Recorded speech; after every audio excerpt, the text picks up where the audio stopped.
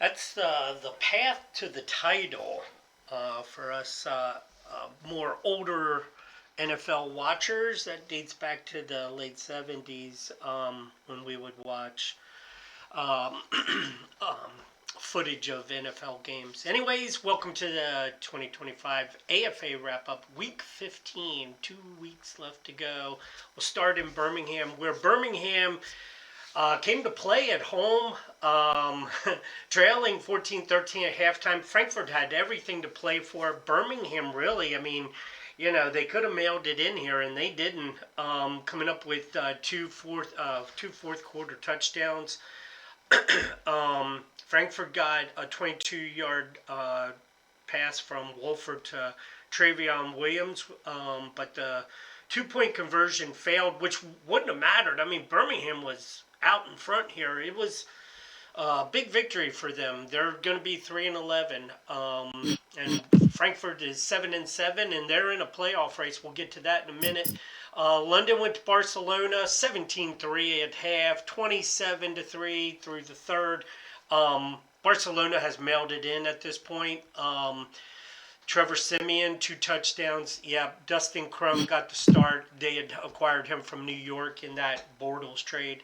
Memphis went to Orlando. This game had a lot of ramifications. Both teams end up 7-7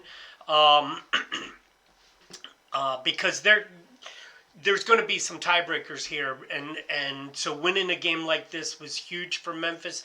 They get back into a playoff spot potential, 31-14 with a big win over their normal division rival Orlando Gales anyway. So Sam Hartman, 4 touchdowns. This receiving core is just dirty. 3 touchdown catches. Bryce Ford Wheaton, I think he's up to 11 now on the season. Both teams now 7-7. Orlando still struggling to replace Philip Lindsay, who went down in like week 12, week 13. Glasgow, this was a shocker. Dublin ends up beating them 27-24. It was like kind of like the final nail of the coffin there for Glasgow. Not a shocker per se, but this is going to be an interesting little divisional rival. Glasgow moves over from Detroit, becomes the Highlanders, and they're going to be in a division with Dublin and Jeff Cheney. So this here is the start of a divisional rivalry. Whether it's next year or 2 years from now, we'll see. But Glasgow drops by 3, and Dublin gets that field goal with 30 seconds left, or from 30 yards as the clock ran out. Quinn Sharp, nighty-night. Glasgow is out. Coming off that run to the championship last year, the move to Europe. It's just a lot going on there. Nothing surprised me with that 6-8 season so far. Dusseldorf goes to Louisville, 26-14. Louisville still in contention for a playoff spot. Dusseldorf drops to 3-11. But it was all Louisville until near the end. But I think Clayton Thorson, 2 touchdowns, no picks, 214 yards. Will Greer threw a touchdown. Jason Huntley's had a really nice season for Dusseldorf. We'll get into all that. New York went to Columbus, 37-13. Columbus rested their backup, or their starters. They had Garrett Gilbert started 23-36. I mean, he played really well. Blake Bortles, 3 touchdowns, 1 pick. He's starting to get in rhythm. 2 to Austin Mack. This is interesting. We're going to see if Austin Mack might be the right person to team up with Blake Bortles. Greg George caught 3 for 39, but then he got hurt.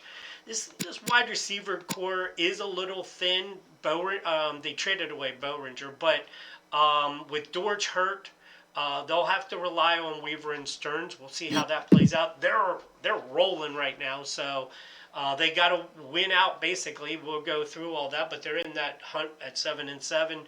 Washington at Hartford. Hartford put them away. I thought Washington had a little more to play for here, but they just couldn't keep up with Hartford. 23-10.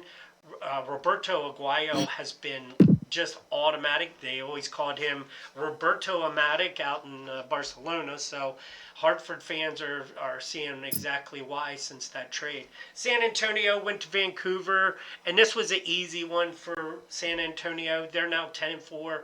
Vancouver drops to 1-13, and they are currently in line to get the first pick in the draft.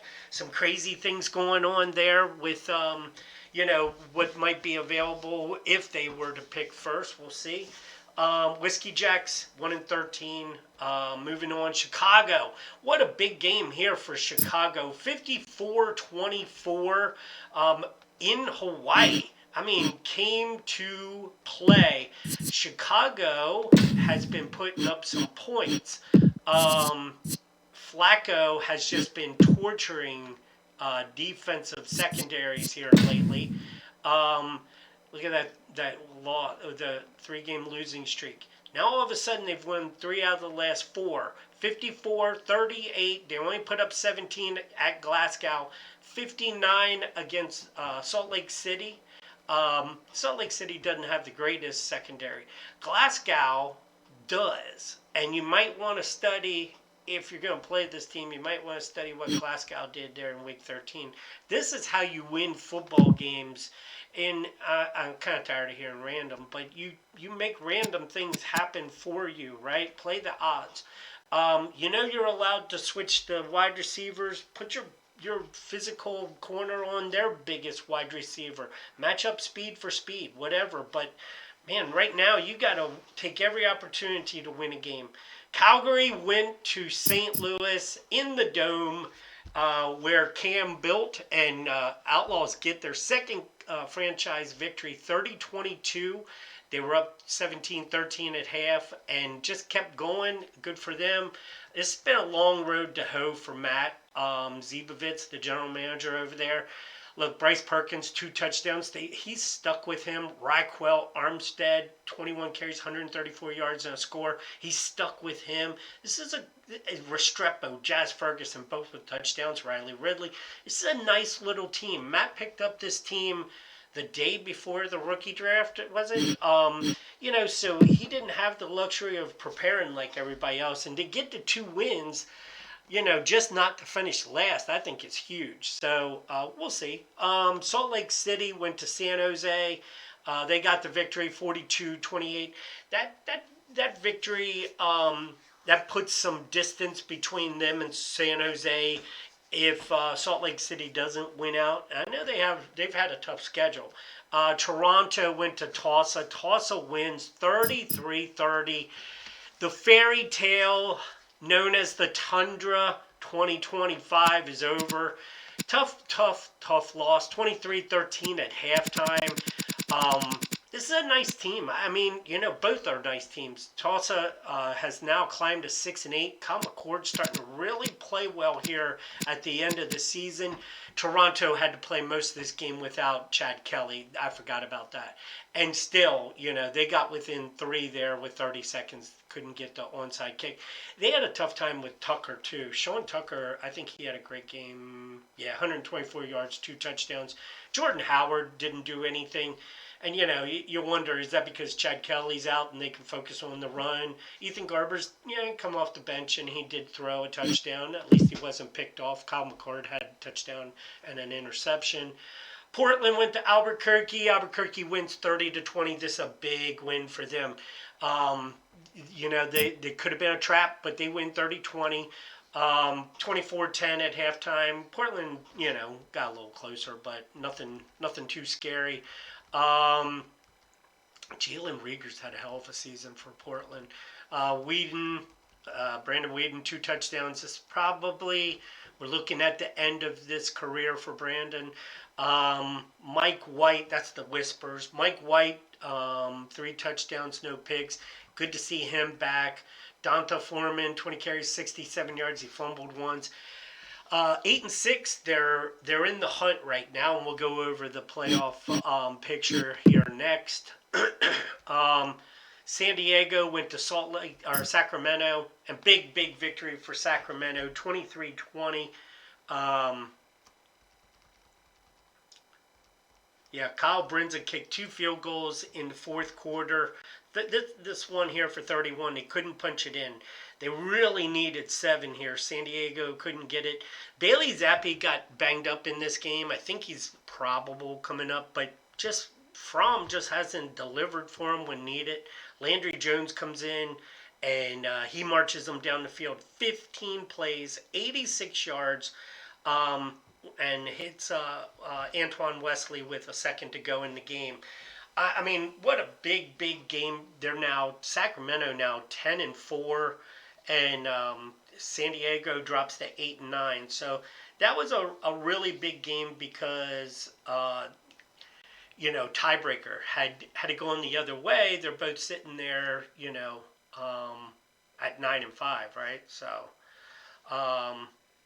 Sacramento, I think, is the team that's going to be the scariest going into the playoffs. They've won 4 out of their last 5. Hello. Mr. Buckley, this is Chris Grove. You're on the Week 15 wrap-up. Calling you about Sacramento. Do you have a moment to speak? Sure. Sure. I always have a moment for you. All right, I love it. Just looking at Sacramento, I think this is the team that would scare me the most going into the playoffs. Sacramento always scared me when I was in San Jose and Chicago. But you've won 4 out of your last 5. You beat San Diego at the end of the game last week. You beat the Scorpions with a nail biter. That was a good one. You lost to 3 by Louisville. You beat Tulsa. You beat St. Louis. You were supposed to, and you did it. I know the A.J. McCarron injury is probably killing you, but Landry Jones, you got to like what you're seeing out of him. Hey, we always knew that we liked Landry Jones. We wanted an insurance policy. He was aware of that. He understood it. He sees the big picture, and we're very confident moving forward with him. Dalvin Cook, 135 yards, 1 touchdown. You've had your injuries, but you're 10-4. I mean, whenever you win 10 games in a season, you got to be excited, right? Oh, absolutely. And Dalvin Cook has been a workhorse. We're really happy to have him. He got hurt a little bit. Had a couple people step in. Jaden Sheridan has undrafted rookie a couple years ago and has really been a great alternative piece to Dalvin Cook, and so we're really happy with our running back room. Sacramento, again, always kind of like the Ravens, the Steelers, you can't never count them out, right? Sacramento, you play Hawaii this week, right? If you win this game and then take care of Toronto, I'm pretty sure you're the 1 seed. It's tough looking at injuries and going for that 1 seed because I feel like we're a little light in some areas. We've been dealing with injuries throughout the year. So it's that game of trying to go for that 1 seed, but also knowing that, hey, even being the 1 seed, you could easily get beat. So do you want to be healthy or do you want to be that 1 seed? So we're going to make some changes to our depth chart, maybe rest a couple people, but still want to go for that number 1 seed, and our guys understood that when we had our team meeting. So looking forward to taking on Hawaii this week and see how things work out. Yeah, I mean, you might have to play them again down the stretch here, right? I mean, both teams are in. Hawaii gets the 1 seed with a victory. I don't know if they're going to rest players or not. We'll see what they do. But yeah, I mean, there's a lot on the line here. The 1 seed is potentially on the line here because if you can get to 12 with Toronto, they have to then play to win in week 17 they would have to play to win in week 17 to secure the 1 seed. So very tight, very tight. Yeah, the drama in the AFA happens every year. You know what they say? Do you know what they say? Something like the story writes itself, maybe? I don't know. Boom! That's the slogan around here, baby. The story writes itself. So, thanks for your time. Good luck in Week 16 with the Sharks. And I'm sure we're going to see a lot of this Owls team in the playoffs. All right, appreciate it. Thanks, Kamish. All right, bye. On the other side, the team that would scare me the most, if you go to the Stars Conference, The teams. Let's look at the. Well, I'll run through the. Week 16 games. Dusseldorf goes to London. London clinches the 1 seed with a victory. Um, with a victory, they could be 12. They could actually Dublin. If Dublin won out and London lost this game, I guess technically Dublin could still be the 1 seed. But with a victory, yeah, maybe they're not actually playing for the 1 seed. But they got Dusseldorf at home in London, Birmingham at Washington. Washington is in that playoff bubble at 7-7. Orlando goes to Dublin. Dublin might be resting starters. Orlando, Desmond Ritter, he's got a chance to get him into the playoffs. Whispers out of Orlando is that Johnny Manziel has took a couple of voluntary days off or allotted days off last week. Rumor is he's going to retire as well. Columbus at Louisville. Columbus is in victory, or they're in with a victory. Louisville is in that playoff bubble. 6 teams at 7-7 in the Stars Conference. We'll get to that in a second. One of those teams is New York. They're headed to Glasgow. New York's got to win out. They know that. They don't win any of the tiebreakers, so they definitely have to be at 9-7. Barcelona is headed to Hartford. Hartford still has a chance to be the 1 seed, so we'll see if they're playing or resting their starters. Memphis goes to Frankfurt 7-7. This is what a game here. Very exciting game. Frankfurt's done everything they can to be in this spot in the playoffs. So, and Memphis, they just put up so much offense. Hartman drops back and he's got receivers running everywhere. Toronto and Chicago. I think Toronto definitely is just playing for. These 2 teams are on the outside looking in. Both of them need to win out, and they need some things to happen to Albuquerque, San Diego, and San Jose. Vancouver going to San Diego, still sitting there with the number 1 draft pick. St. Louis headed to San Jose. St. Louis 5-9, San Jose 8-6. San Jose needs a victory to stay on pace. They got to win at least one of their last 2. I'd say 9 probably does get you in. Right now they're in. St. Louis is out. Albuquerque goes to Tulsa. Albuquerque's there tied with San Diego and San Jose. Portland goes to Salt Lake City. Salt Lake City's in. They're in. I'm sure they'd like to win. I thought they had a tougher game than this, but 4-10. We might be seeing the last of Brandon Whedon. Hawaii's headed to Sacramento. Just talked to Buckley. He's excited about this team. This is a nice little Sacramento team. This is my like sleeper team in the stripes. I got New York in the other. They're steamrolling right now. Calgary's headed to San Antonio. Not sure if San Antonio's playing their starters, or they rested a couple last week and still won. So that's a look. Let's look at the standings real quick. In the Stars Conference, like I said, we got London, we got Hartford, Dublin. Those 3 are in. Columbus is in with a victory. Then you got these 6 teams at 7-7. And so let's take a little look here. Washington wins every tiebreaker. So, they're going to be determined to get in. New York loses every tiebreaker. So they got to win their last 2. 1 loss and they're out. Week 17 up against Orlando. They're on the middle, 2-2. If they lose that game to New York, they're definitely out. That would put them out. Memphis 3-1 against all these teams. They're playing Frankfurt this week. That Frankfurt-Memphis game is huge. That gives somebody a leg up on the last. What did we say up here? We got 1, 2, 3, 4. So there's only 3 playoff spots. 3 playoff spots out of these 6. I thought it was only 2, but it's 3 out of 6. So half of these teams, there's going to be, one of these tiebreakers is going to mean something. So right now, you just look at who's beneficial in the tiebreaker. Washington, Memphis, you know, Louisville and Frankfurt. They're kind of in the middle. Orlando kind of in the middle. New York at the bottom. New York absolutely has to win both games. I would say Louisville has to win both games, and I'd say Frankfurt has to win both games. Memphis, if they win this game against Frankfurt, I'd say, that gives them a big jump in the tiebreakers. Moving over to the Stripes Conference, you got the Sharks in, that's 1. Sacramento's in, that's 2. San Antonio's in. Those 3 are in. Salt Lake City, just like Columbus on the other side, one more, they're in, but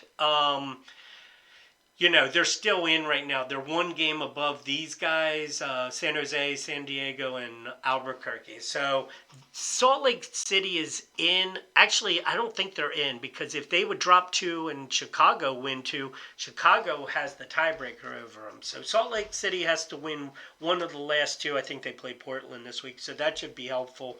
Back up to the top, if Hawaii wins, they are the 1 seed. If Sacramento wins that game and then comes back and beats Toronto, and Hawaii would have to play their starters in week 17 and win to be the 1 seed. So we'll see how that shakes down as well. Salt Lake City, San Jose, San Diego, Albuquerque. San Jose, San Diego, and Albuquerque all tied at 8 and 6. They all are 1-1 within that group. So really no distinct tiebreaker. It would have to come down to a head-to-head.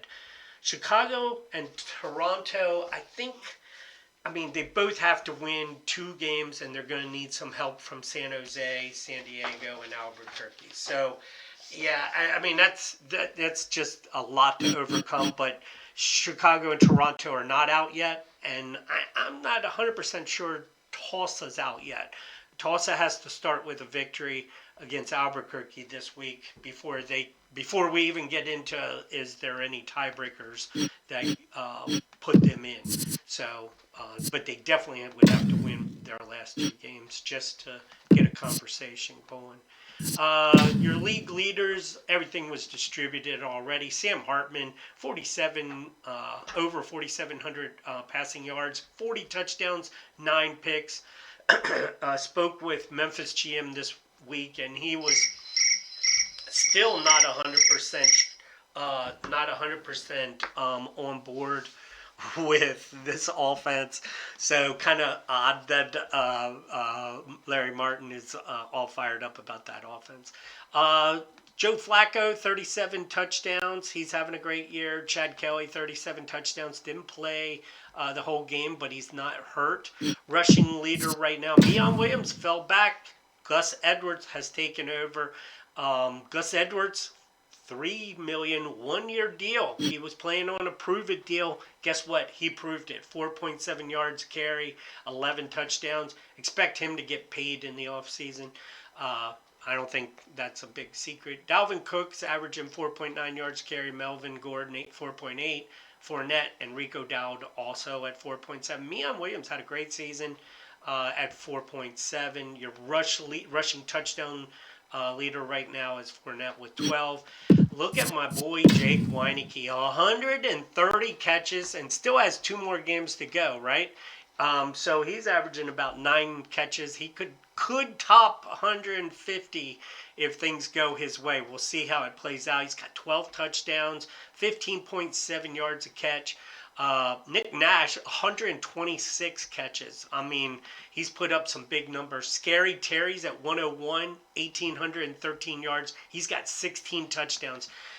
This might be Scary Terry's year, 17.9. I know the Comets fans were a little pissed that he wasn't first or second team last year, but this might be his year. Lael Collins has got a bunch of pancakes, but he's allowed 7 sacks. That's because of Desmond Ridder. Donovan Smith, 1 sack allowed. William Sweet, 1 sack allowed. Connor McDermott, 1 sack allowed there for Albuquerque, or 0 sacks allowed for Albuquerque. Defense, your sack leader is Devin Van, and then Chris Odom has played his way into 10. T. Gray Scales is going to miss a couple weeks, but he's got 9. Oakman's been a beast. He's got 9. He also has 7 TFLs. Your TFL leader, Jared Ivey. Look at this. 18 TFLs, 8 sacks. That's 26. He's got 2 games to play and has already hit that benchmark. Jalen Holmes, he just always shows up, right? 16 tackles for loss, 8 sacks. Got to hand it to this kid. Your tackle leader, Deron Lee over in Dusseldorf, 106. He's 6 in front of Jackson Sermon. I mean, he's playing like he's just crazy right now. 8 TFLs, no sacks, but he picked off 2, and he, he's had a really good season leading that Dusseldorf defense. I'm sure they're expecting a lot of things out of him in the future, as a cornerstone. Eli Ricks, 7 interceptions. Greedy Williams with 7 interceptions. Miles Brooks with 7 interceptions for the Comets. I did not know that. And Jeff Graves did tell me that, the general manager of Salt Lake City. I just didn't know it. McGlothern's got 7. Dotson fell back to 6. Mackenzie Alexander's got 6. Eli Apple's got 6 picks. Dane Jackson's got 6, and Bradley Roby. Catches allowed. Who's allowed the most? Willie Drew. Say it ain't so, Willie Drew. Josh Jackson over in New York, he's allowed 65. Clyde Blue Kelly, 64. And Bryce Thompson, 64 as well. So anyways, that's a look at that. Let's take a look at the your players of the week. Tyson Bagent, 5 touchdowns. Salt Lake City with a big win, 424 yards. And his teammate, Miles Brooks, 8 tackles, 2 interceptions. So good for the Comets. Hartman, 4 touchdowns, 334 yards. And Casey Toohill, 2 sacks, 1 forced fumble, 7 total tackles. Good for him. Right now, I never believe these. They got Sam Hartman in front. Trevor Siemian. You got to go with Trevor Siemian. He's leading his team to a season. Offensive Player of the Year, you're right. Hartman has had the better stats. Defense rookie, he's got to be. Where's Ivy? Come on. I love Tommy Hill, but come on, where's Ivy? Offensive Rookie of the Year, Kyle McCord. Hard to argue with that. Nick Nash. Monterey Baldwin's had a really good season to be on this list, and GM Carson Grove talked about him all preseason. Isaiah Bonds up to 9 touchdown catches, 15.3 yards a catch, 62 total. Eli Badger spent some time on the PUP, still got 7 touchdowns and has already cleared 1,000 yards. So good for him. We'll take a look at the storylines on our way out. But good luck to everybody in week 16 coming up, and again in week 17. 2 weeks to play in this season. Half of you will continue on, and half of you will head towards the playoffs.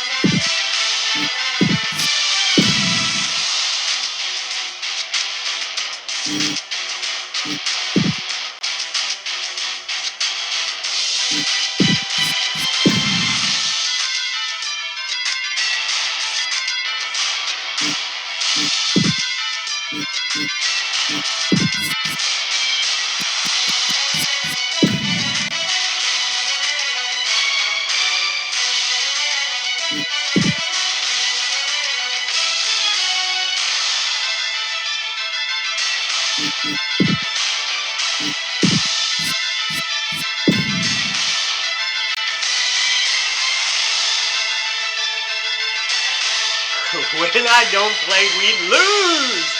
Tell us how you feel, Taj Boyd. I've also heard whispers this might be his last season, too.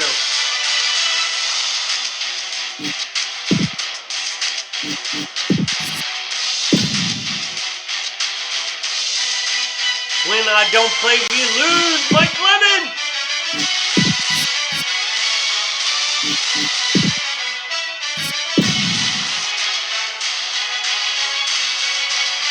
Gus.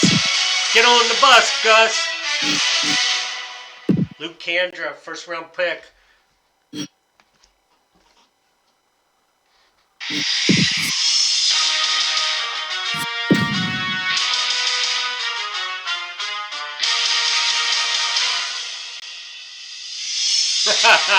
Vancouver accidentally wins it 3-0. That would be so random.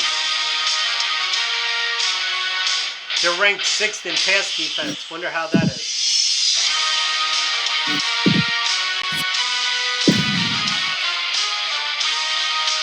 "26 touchdowns for Clayton Thorson. That's a dream." One more, Tundra. What do you got? What you got? 204 yards, Cade Johnson. Not a fluke. Offensive rating, 4. Thanks, everyone, for tuning in. On your way out, like I said, good luck in week 16 and 17. See you in the playoffs.